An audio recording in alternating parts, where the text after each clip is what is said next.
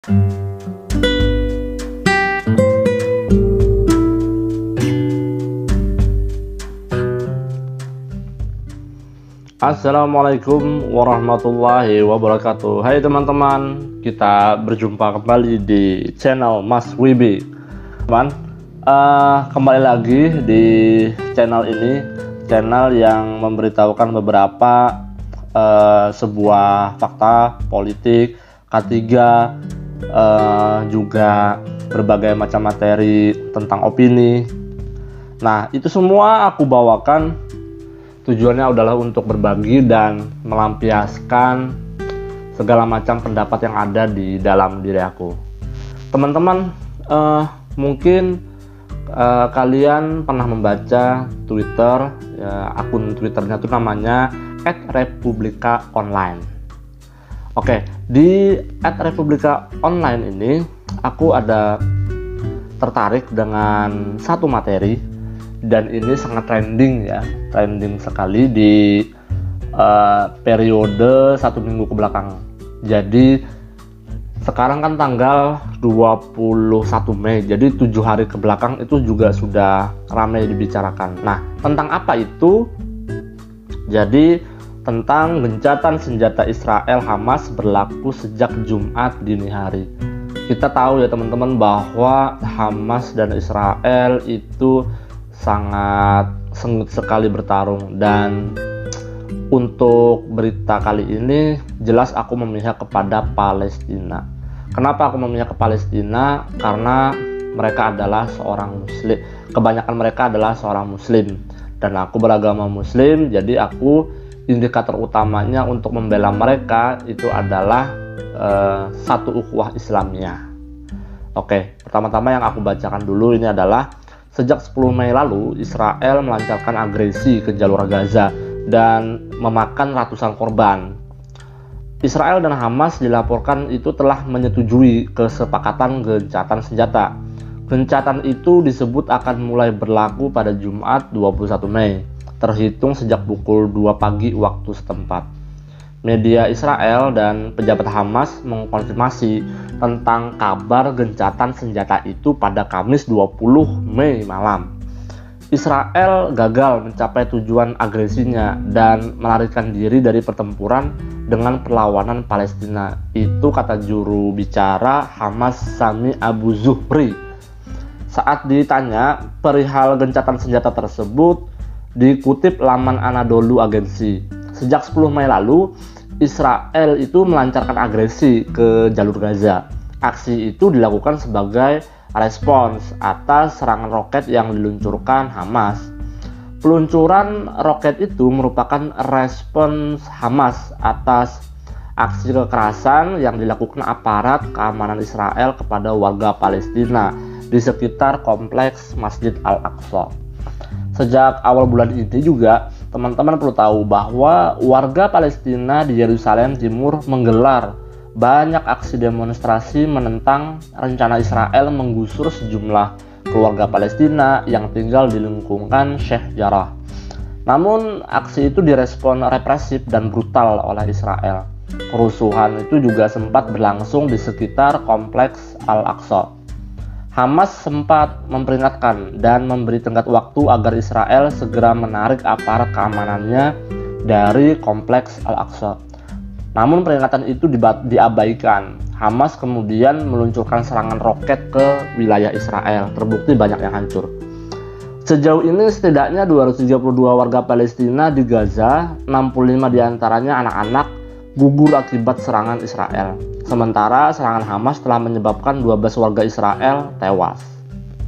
Nah, teman-teman, untuk melihat kabar duka ini bagi warga Palestina, ini sangat menyesakkan hati ya. Kalau saja seluruh umat muslim itu memiliki naungan sebuah persatuan Islam, tapi tidak OKI ya. Karena menurut aku OKI itu organisasi negara-negara Islam itu kekuatannya itu masih kalah jauh dengan PBB, Perserikatan Bangsa-Bangsa. Untuk menuju sebuah kemajuan seluruh negeri tentunya perlu effort, perlu kerja keras yang begitu besar. Karena menurut aku, kalau menurut aku lebih baik semua bangsa itu memakai hukum-hukum yang dibuat oleh Allah Subhanahu wa Ta'ala. Memang agak maksa ya, tapi ya kalau nggak dipaksa seperti itu ya nggak maju-maju sebuah bangsa. Hanya saja banyak memang yang tidak menerima Islam. Karena apa? Karena mungkin tidak memahami 100% dan juga tidak memahami tentang adanya mukjizat Al-Quran. Juga tidak, dan bukan tidak ya, tapi belum memahami hidayah yang telah diberikan oleh Allah. Sebenarnya ketika Allah memberikan hidayah dan manusianya sendiri itu menerimanya, itu belum tentu loh ketika menerima itu langsung masuk ke hati. Bisa aja masuk dalam otaknya dulu, tetapi kalau hidayah itu sudah masuk ke dalam otak, pikiran, akal pikiran, masuk ke dalam hati, relung jiwa, sampai keadaan spiritual di dalam jiwanya itu tersentak atau tergugah, pasti ini akan berakhir mesra. Nah, bahasanya berakhir mesra ini dalam artian ibarat kata menerima ajaran Islam secara 100%, atau bahasa Arabnya itu kafah, secara menyeluruh. Jadi ibarat kata kalau menerima agama Islam itu harus menyeluruh, seluruh hukumnya harus ditaati, harus diikuti, harus dijalankan. Itu yang pernah aku baca dan pernah aku simak dari kajian-kajian Islam Ustadz Abdul Somad, Ustadz Adi Hidayat, siapa lagi ya, pokoknya banyak lah, Ustadz Zainuddin MZ juga, almarhum. Jadi beliau itu begitu memberikan kajian-kajian yang sungguh luar biasa ya. Jadi teman-teman, untuk hal ini, khususnya kepada teman-temanku yang beragama Muslim ya, marilah ambil seruan ini. Seruanku adalah yuk kita bersatu padu menyatukan pikiran kita supaya pikiran kita itu betul-betul Islami, kemudian tindakan-tindakan kita itu Islami sesuai petunjuk Al-Quran dan Al-Hadis.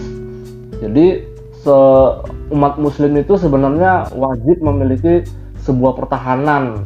Seluruh bangsa-bangsa ini wajib memiliki pertahanan, wajib memiliki sebuah naungan. Naungannya itu berupa sebuah persatuan, ya ibarat kata kayak kalau PBB kan itu persatuan, perserikatan bangsa-bangsa seluruhnya lah. Tapi kalau ini jangan kayak OKI deh, soalnya OKI itu pengaruhnya sangat sedikit, sebab pengaruhnya itu tidak banyak. Ya paling jatuh-jatuhnya adalah kerjasama bilateral, kerjasama multilateral, kerjasama bisnis, dagang, itu doang. Cuma kalau hajat hidup seorang muslim kalau sudah diinjak-injak, itu sebenarnya itu lebih parah ketimbang Ka'bah hancur. Itu ada hadisnya loh itu. Jadi ini adalah bentuk perlawanan aku terhadap ketidakadilan. Aku sebenarnya tidak masalah ya dianggap sebagai seorang yang wah ini nggak bagus banget lah. Menurutku ini bagus karena dasar-dasar yang aku sampaikan itu juga kuat gitu. Karena aku percaya bahwa baginda Rasulullah Shallallahu Alaihi Wasallam ketika berucap sebelum meninggal, peganglah Al-Quran dan Al-Hadis itu sekuat-kuatnya. Jadi itu yang menyebabkan aku memegang teguh. Namun di zaman modern sekarang ini tentu kita bertemu dengan manusia-manusia yang punya pemikiran kapitalisme, sosialisme, liberalisme, ada juga ateisme, ada juga yang tidak percaya dengan agama tapi percaya dengan adanya Tuhan, tapi tidak percaya dengan semua agama. Ada juga orang-orang seperti itu. Jadi agak ribet. Jadi kita harus menemukan satu suara dan menyamakan pemikiran. Jadi kalau semua umat muslim ini pemikirannya satu aja, ukhuwah Islamiyah itu betul-betul dimaknai, maka urusan Palestina ini sudah kelar dah. Jadi negara Palestina itu yang dulunya besar wilayahnya besar, itu akan kembali lagi. Jadi sebenarnya negara Israel tidak ada lah, tidak ada. Cuma masalahnya mereka kan usahanya bergencar ya sejak zaman kekhalifahan Ottoman di Turki.